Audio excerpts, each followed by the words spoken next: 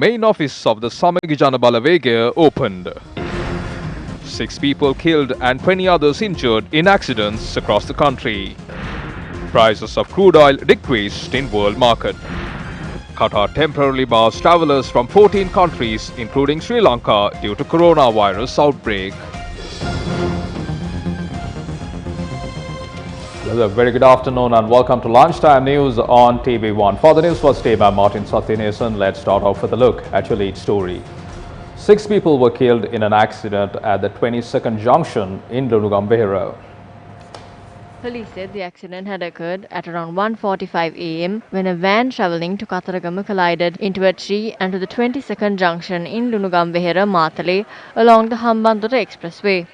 The cause of the accident was due to speeding. Including the driver, 9 people have travelled in the van at the time of the accident. 3 people who sustained severe injuries were admitted to the Hambantota hospital. The deceased are residents of Bangaliyadda, Talapitiya, Kanampitiya and Makulwa areas. Meanwhile, 18 people were injured following an accident that occurred near the Tiripane police station along the A9 road. The accident had occurred at around 3:15 a.m. earlier this morning. Police said the accident had occurred due to the driver falling asleep on the way. The main office of the Samagijana Balavege was declared open today by the leader of the Samagijana Balavege, Sajith Premadasa. The attendees then engaged in religious activities.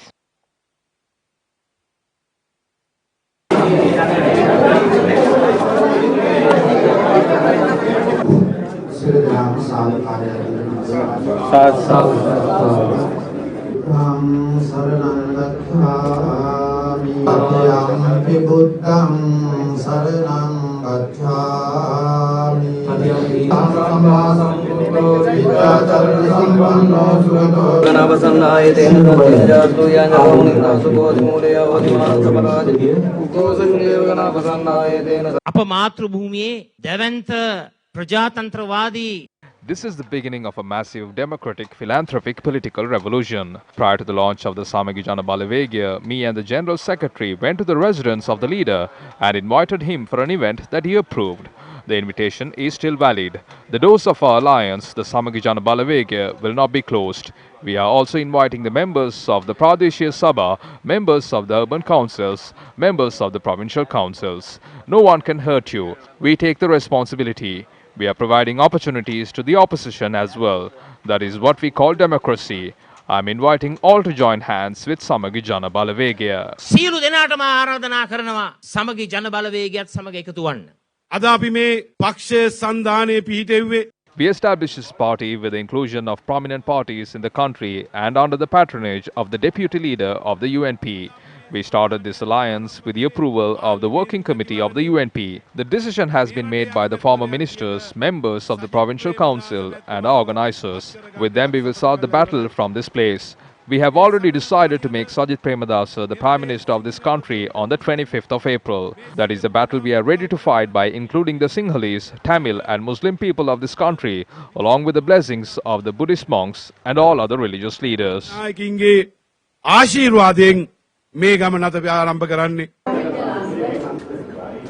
They also offered floral tributes to the statue of the late President Ranasinghe Premadasa. Many politicians attended the event.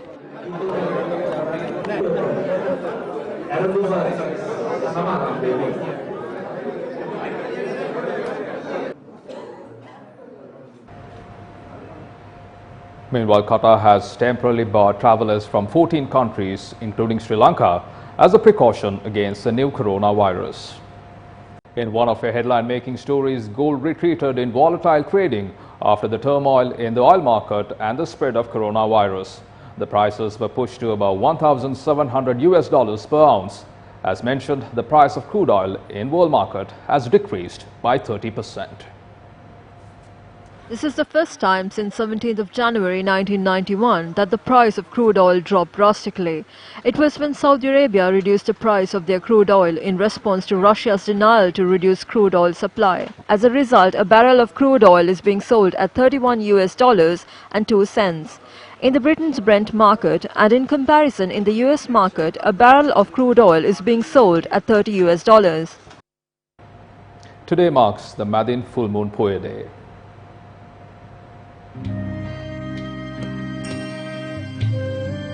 This Poya Day is significant for Buddhists all over the globe. On a day like this, Prince Siddhartha Gautama, after leaving the royal palace, visited the city of Kimbulwatpura for the first time following his enlightenment.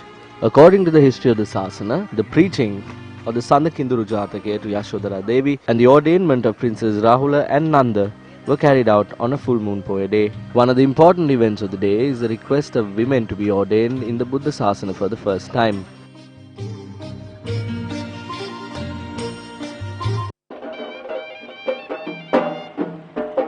Meanwhile, the Sambuddha Puja was held today for the Buddha statue of the Sri Sakya Mala opposite the head office of the Capital Maharaja Organisation Limited. The puja was sponsored by Kevilton Electrical Products Private Limited, attached to the Capital Maharaja Organisation Limited.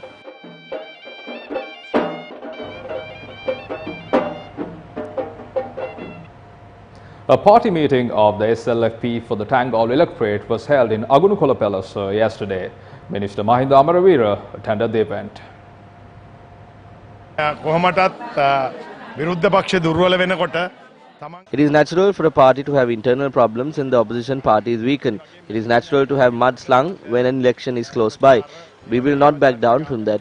As the SLFP, we will not take a different decision. We will support President Gotabaya Rajapaksa without any conditions.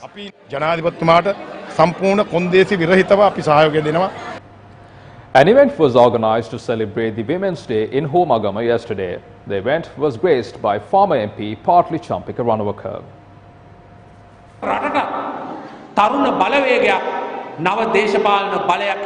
Samagi Jana Balawege was formed as the country's young political force. Samagi Jana Balawege loves this nation. We admire the flora and fauna, the people and the history of this country. There are some who claim that they are patriots and blame Western countries. But all their personal properties are either in America or in Australia. It is people like this who speak so much about the nation's interests.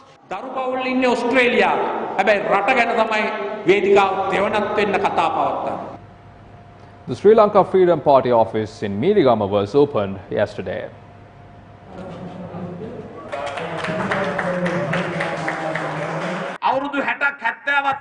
Even though their party is 60 to 70 years old, we were able to take them under our wing. We asked them not to send corrupt party activists to Gampaha.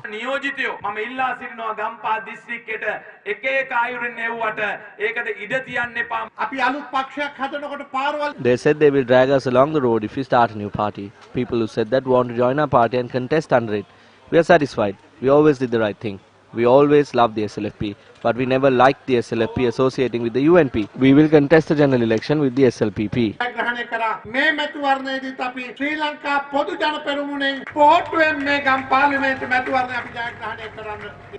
The usage of social media platforms has been a concern during a run-up to an election. With this year's general elections not too far away, what are the steps that would be taken to combat this issue? Newsfirst Arjun Shousley filed this report. Local and international election monitoring groups raised concerns over the use of social media platforms during the run-up to last year's presidential election. This was after such platforms were used to propagate hate speech, misinformation and to also promote political candidates during the 48-hour silent period which was declared before the poll. The Commonwealth Election Monitoring Group, in its preliminary statement on the presidential election last year, expressed these views. Another issue of concern was the use and promotion of hate speech through private media as well as on social media platforms to conduct campaigns, including well after the 48 hours deadline. Last year, the National Election Commission had held discussions with social media platforms, Facebook and Twitter, seeking to prevent the misuse of these platforms. Assistant Election Commissioner Surangarana Singha told Newsfirst that the National Election Commission this time is holding talks with officials from YouTube as well. He noted that YouTube, Twitter and Facebook will provide a dedicated service to monitor these platforms during this year's general election. The Centre for Monitoring Election Violence, which is the local election monitoring group, had this to say. 12 million rupees have been spent by all political party, all candidates who were contested in last elections. In Sri Lanka, there's no campaign regulation law. Due to that, we can't track sum of expenses, just like how much spent by those Facebook administered as well as non-political advertisements. In Sri Lanka, last election also actually, we witnessed that there were hundreds of marked ballot papers sent, disseminated using social media platforms. Some of Sri Lankan politicians are connecting with some of international companies. They can create artificial likes, artificial reactions, and they can give a wrong message to our voters. The Ministry of Power and Energy states that due to the prevailing dry weather, the daily electricity requirement has exceeded 47 gigawatts. The media spokesperson Sulakshana Jayawardena said during the previous rainy season, the figure was 35 gigawatts per hour. He requested the public to use electricity efficiently with the prevailing situation. Meanwhile, Sulakshana Jayawardena stated that the process of obtaining tenders for 150 megawatts of solar power will commence later this month. Moving along, the 40th anniversary of the Commando Regiment of the Sri Lanka Army was held at the Golface yesterday. The event was held under the auspices of the Commander of the Army, Lieutenant General Shavindra Silva. Our correspondent stated that the Commando Regiment marched from Bambalapiti to Golface along with a vehicle parade.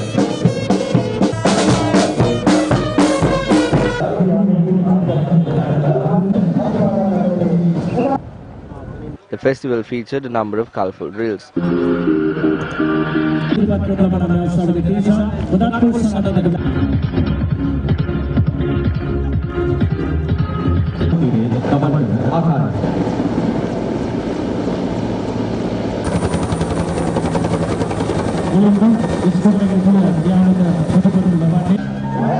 The people who came to watch this were able to witness the Commando Regiment's combat exercise training.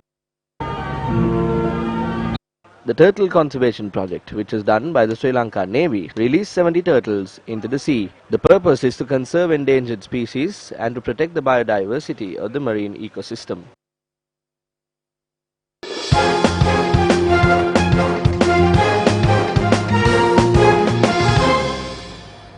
Finally, in your sports news, a blood donation camp in line with the International Women's Day was held in Colombo yesterday.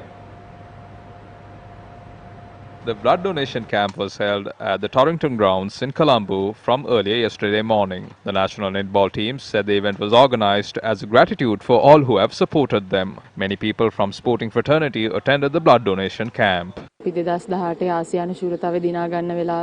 we won the Asian Netball Championship in 2018, as Sri Lankans, many people supported us and helped us. We organized this camp as a gratitude for all of them and started this community service. From